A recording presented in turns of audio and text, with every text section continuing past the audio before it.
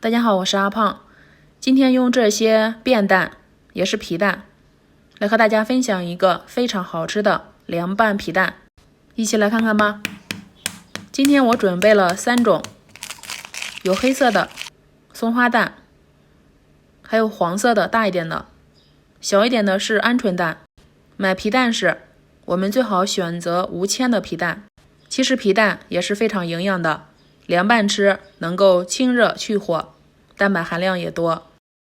现在向里面加入清水，给它多淘洗2遍。如果淘洗不干净，上面的石灰吃的时候会烧嘴。淘洗干净后，控干水分，放到煮锅里，再加入没过皮蛋的清水，然后盖上盖子，大火烧开。下面向碗中准备一些冰块，再倒入能够直接饮用的清水。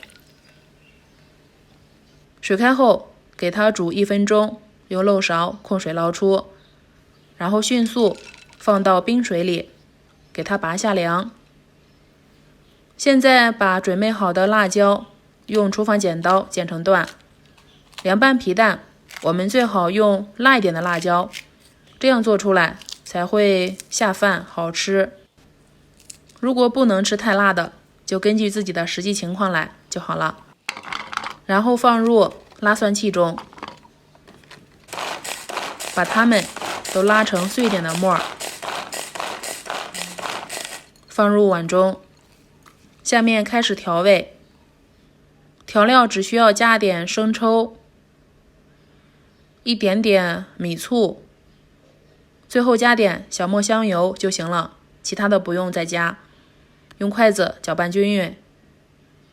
现在把皮蛋对半切开，皮蛋我们一次性最好不要吃太多，根据人口数量来，一个人平均2颗皮蛋就差不多了。摆放到盘中，横切面朝上，这样方便入味。然后淋上调好的料汁，把料汁铺均匀，这样使每个皮蛋都会入味。